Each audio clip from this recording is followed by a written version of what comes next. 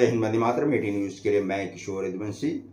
आइए एक बार फिर से आपका 18 न्यूज़ में हार्दिक स्वागत है। इस समय आप देख रहे हैं असम के कामरू कामाख्या मंदिर की मैं एक झलक आपको दिखलाने जा रहा हूं, और चारों तरफ से इस मंदिर को घूम करके मैं आपको परिक्रमा करते हुए दिखाने की कोशिश करूंगा कि इस मंदिर की क्या खासियत है कि दुनिया के कोने कोने से तंत्र साधना करने वाले यहाँ पर आते हैं और माता का आशीर्वाद प्राप्त करते हैं। ये मंदिर जो है, ये सामने जो आप दिखाई दे रहा है, ये महाश्री यंत्र कहें या लक्ष्मी यंत्र कहें, उस यंत्र की आकृति में बना हुआ है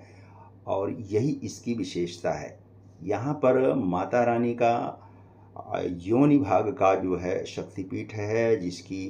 पूजा यहाँ पर होती है। और आज भी यहाँ पर बलि प्रथा जीवित है, जहाँ पर हर सुबह 6 बजे यहाँ एक बकरे की बलि दी जाती है और उस खून से माता का अभिषेक होता है और उनकी पूजा होती है। इसके बाद ही दर्शकों को दर्शन करने के लिए ये मंदिर खोला जाता है। श्रद्धालु यहाँ पर आते हैं। इस तरह से आप देख रहे हैं मंदिर पूरे रक्त वर्ण से यानी लाल कलर से रंगा हुआ है, और बगल में आपको ये सामने जो है ये बलि प्रथा का जो चलन है, बलि रूम, बलि घर दिया गया है। यहाँ से बकरे का सिर ले जा कर के माता रानी को प्रसाद के रूप में यहाँ चढ़ाया जाता है, और इस तरह से ये सिलसिला रोज़ चलता है। हालांकि यहाँ पर बहुत सारे बकरे लोग लाते हैं, पूजा के नाम पर यहाँ पर छोड़ जाते हैं, और ऐसे तमाम बकरे यहाँ पर निर्द्वंद होकर के आपको घूमते हुए गली कूचे में आपको मिल जाते हैं, और इन्हें कोई छेड़ता भी नहीं है। एक नई जानकारी आई है कि कुछ दिन पहले रिलायंस इंडस्ट्री की मालकिन नीता अंबानी यहाँ पर गई थी और उन्होंने उन बकरों को अपने अनंत अंबानी के बंतारा में ले जाने का प्रस्ताव मंदिर समिति को रखा था, और उन्होंने इस प्रस्ताव को मंजूर किया है। ऐसे में यहाँ पर जितने भी खुले में घूम रहे बकरे हैं, उनको बंतारा में ले जा कर के वहाँ पर उनका रख रखाव, उनका पालन पोषण किया जाएगा, जिससे उन्हें एक लंबा जीवन मिलने की उम्मीद जगी है लोगों में। और आपको एक जानकारी और बता दूं कि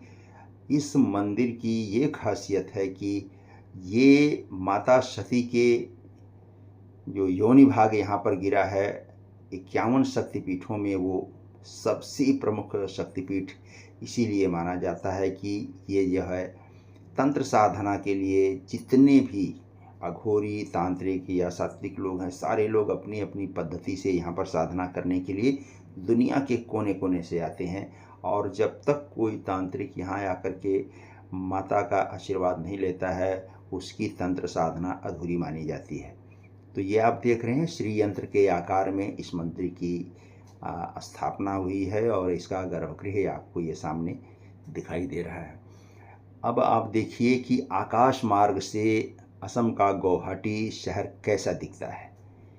आपको जानकर हैरानी होगी कि यहाँ पर इतनी बारिश होती है कि कुछ ही फुट की गहराई में आपको अच्छी खासी मात्रा में पानी की उपलब्धि हो जाती है, और पानी की यहाँ पर कभी कमी नहीं होती है। यहाँ देखिए बारिश के सीज़न में अचानक बारिश हो जाती है, और एयरपोर्ट का कितना विहंगम दृश्य हवाई जहाज़ से दिखाई देता है, और नाचती हुई हवाई जहाज़ और बिल्डिंग की जो लाइटें हैं वो कैसी दिखाई देती हैं। जब आप गांव की तरफ या मंदिर की तरफ जब आप जाने लगते हैं, तो उस तरफ जाने के लिए जब आप गाड़ी लेते हैं, वहाँ का अगल बगल का नज़ारा, पहाड़ियों से गुजरते हुए सर्प के आकार में चलते हुए वो रोड और सड़क का जो आप दृश्य देखते हैं, वो भी जैसे ऐसा लगता है कि आप वैष्णो देवी या दूसरी ऐसी शक्तिपीठों में जा रहे हैं जो पहाड़ी इलाकों में स्थित हैं। तो इस तरह से एक नई चीज़ आपको देखने को मिलती है। नीचे गंभीर और गहरी गहरी खाइयाँ जिनमें चाय के बागान हैं, और चारों तरफ हरियाली है, जबकि हरियाली यहाँ 12 महीने होती है। थोड़ा बहुत बारिश हर समय यहाँ पर होती है, क्योंकि पूर्वोत्तर को सूर्योदय का पहला स्थान माना जाता है।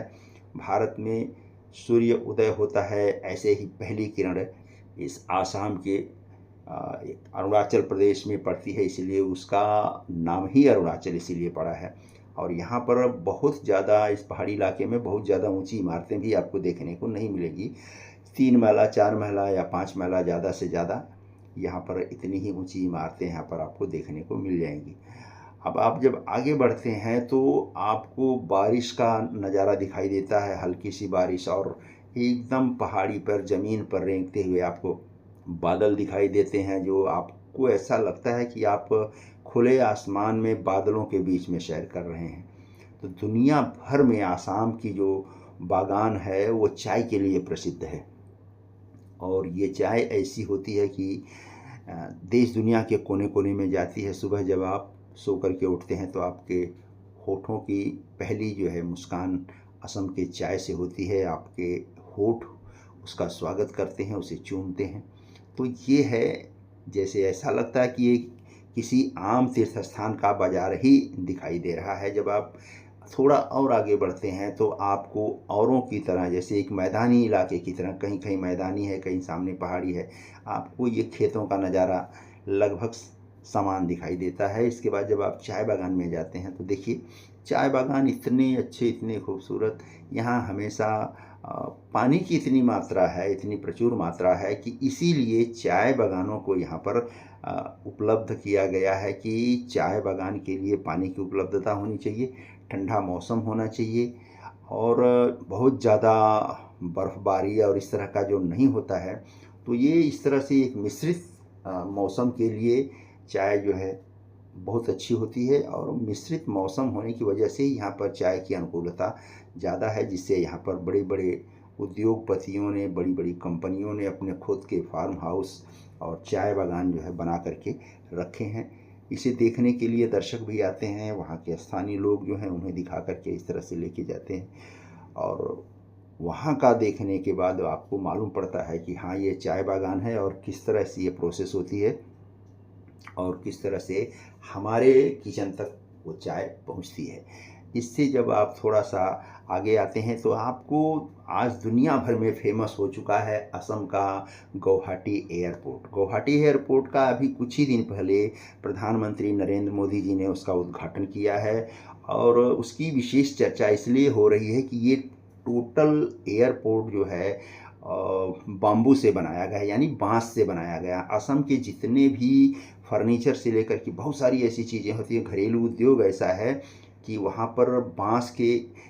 जो आप सोच नहीं सकते ऐसे ऐसे आइटम सिर्फ बांस और बेंत के बनाए जाते हैं। तो यहाँ पर आपको असम का ये कलाकृति आपको जो दिखाई दे रही है, पूरे एयरपोर्ट को इस तरह से बनाया गया है, इस तरह से डिज़ाइन किया गया है